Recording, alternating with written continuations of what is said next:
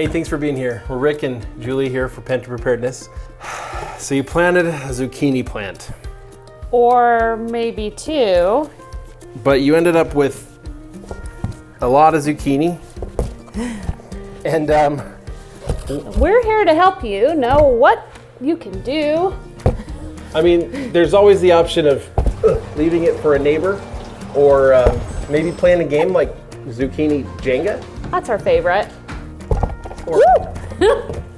Or maybe you could just carry it like, no, let's not. Today, let's talk about exactly how we're going to store this zucchini so that we can use it all throughout the year. So step one is to just peel the zucchini with a regular vegetable peeler.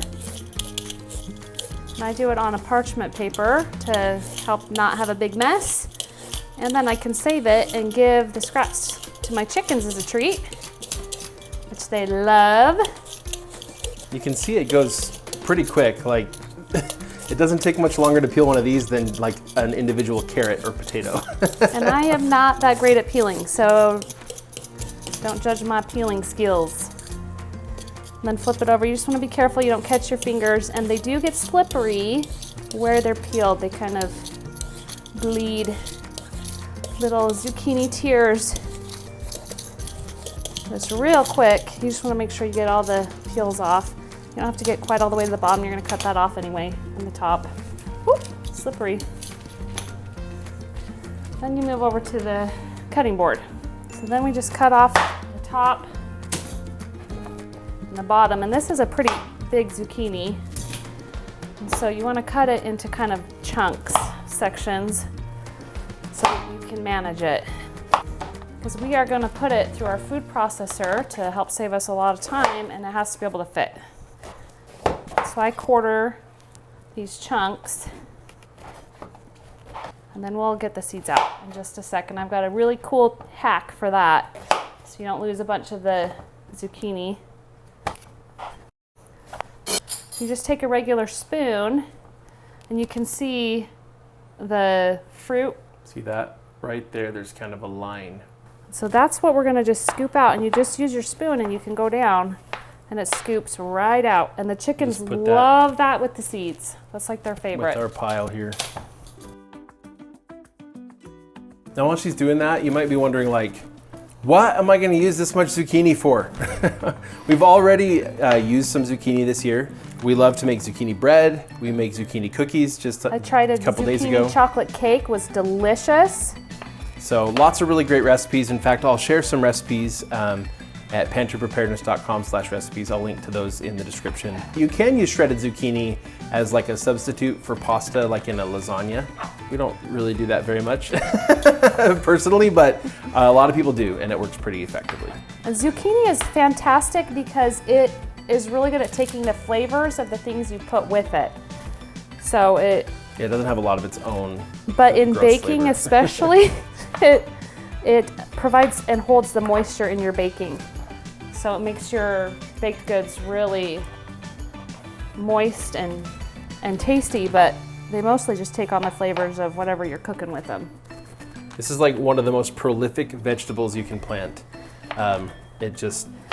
You plant it, and as long as the plant itself does not die and you get any pollinators around, you're gonna get a lot of zucchini typically. We planted a lot of sunflowers this year in our garden, and that has made our produce really go great because the bees love the flowers too in our garden. See, you can do that whole giant zucchini in like a minute. Next, we're going to just grate it, and the best and easiest way to do that is with the food processor. This handy tool will make this so fast. So we just have the cheese grater accessory.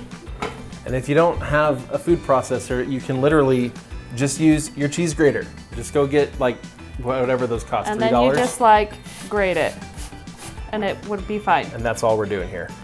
But this is so fast, and if you get really good at it, you can like stack them up. And this is gonna get loud.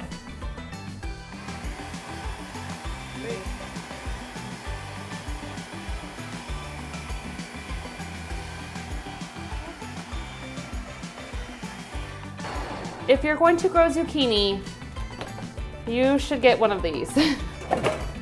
And you have a bunch of grated zucchini. Once we get to this point, we like to measure it out into 2-cup portions.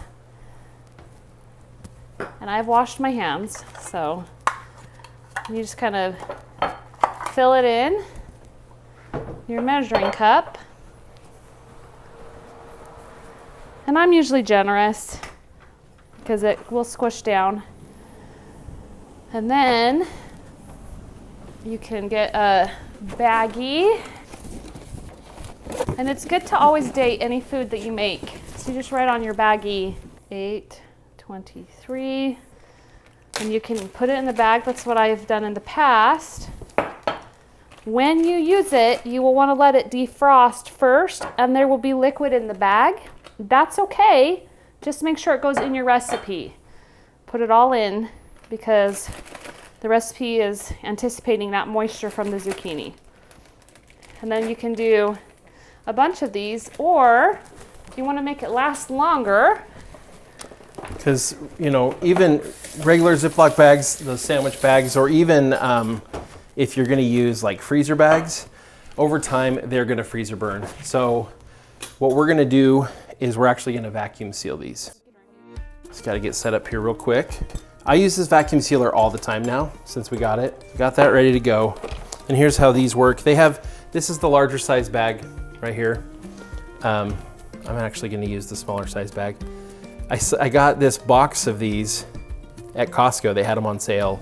They're not even like the Food Saver brand, they're Kirtland, but they're like exactly the same.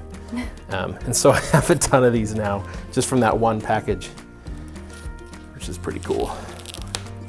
You probably hear me talk about Costco a lot on this channel. It's kind of like a preparedness person's dream store. So I just stick this in here. Now, this is a roll. I don't buy the individual little bags. I think they're kind of a waste of money. You pay a lot more for a lot less. Essentially, I just need to start with one end closed to make it into its own little bag. I close that up, press this all the way down to the closed setting, and then I press the seal button. And this little red light turns on and it tells me it's sealing.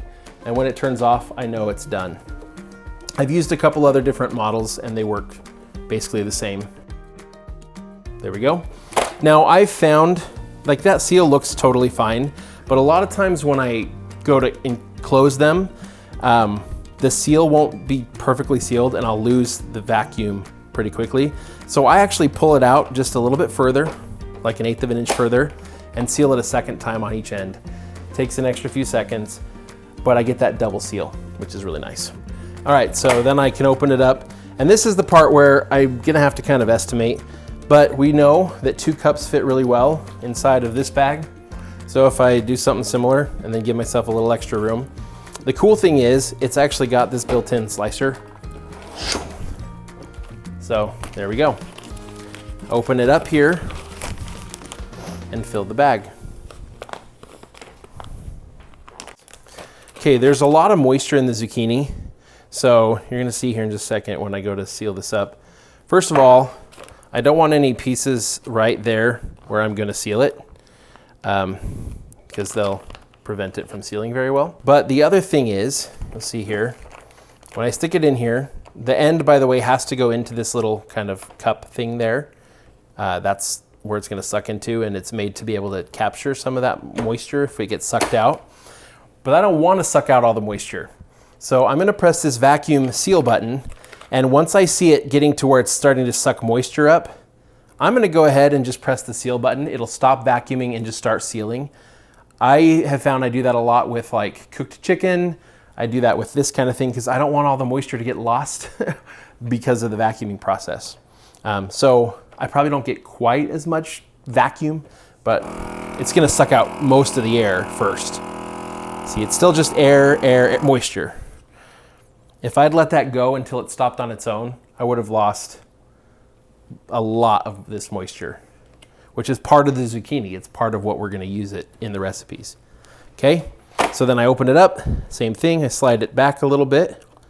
I go ahead, close it, seal it one more time, even while it's sealing, I'll go ahead and run the slicer because that'll basically cut it off just a little bit past that second seal. You can hear that there's some moisture underneath it and it sizzles. Sizzle, sizzle. Okay, so that's done. You see it cut it off right there, nice and straight. Then I'm actually gonna go ahead and kind of spread it flat. And label. Yes, and label. But by spreading it out like this, I'm gonna make it freeze faster and more evenly.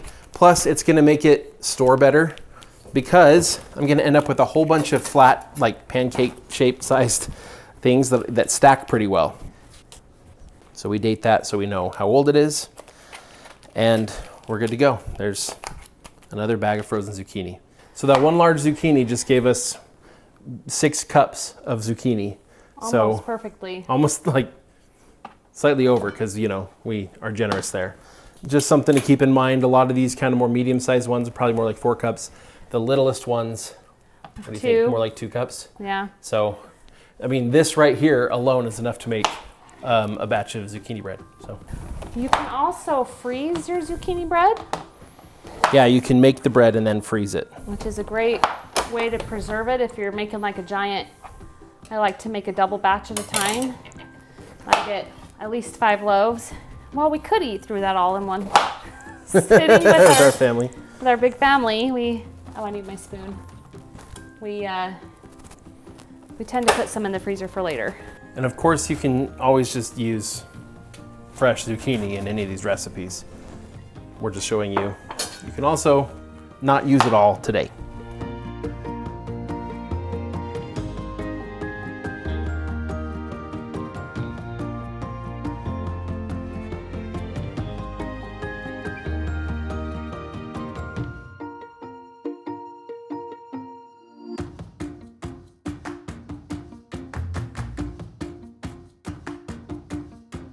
So a few of these little zucchinis we decided not to process because these little ones are better for cooking.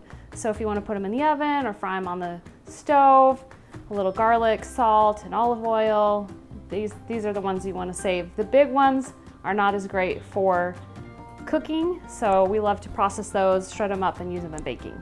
And other than that, just make sure that you don't miss the links below where you can check out our recipes at pantrypreparedness.com for all the great things that we like to make with our zucchini. And you feel free to tell us what you love to make too. Absolutely. Tell us in the comments below. We'd love to hear from you.